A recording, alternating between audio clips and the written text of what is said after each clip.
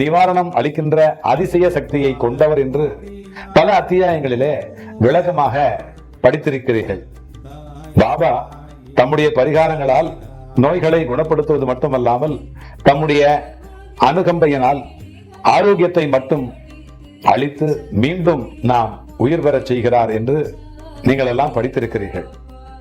அந்த சாய் சச்சரித்திரத்திலே, அதிலே வரக்கூடிய சச்சரித்திரத்திலே அத்தியாயம் 13 நீ படித்திருப்பாய். பக்தனுடைய உடலிலே தோன்றுகின்ற நோயை, அவர்களுடைய மனத்திலே தோன்றும் வலியை அதாவது பாபாவை நினைத்தவுடன் அது மறையும் என்று சொல்லப்பட்டிருக்கிறது. அதை நான் உண்மையாக்கி தருகிறேன். உன்னுடைய இதயத்திலே இருக்கின்ற வலிக்காக நீ இதயபூர்வமாக பிரார்த்தனை செய்தால் உடலில் இருக்கிற அனைத்து துன்பங்களும் உனக்கு தீரும். உன்னுடைய துயரத்தை எப்போதும் போக்கவல்ல சாயியாக, வழிகாட்டுகின்ற ஒளியாக நான் இருப்பேன்.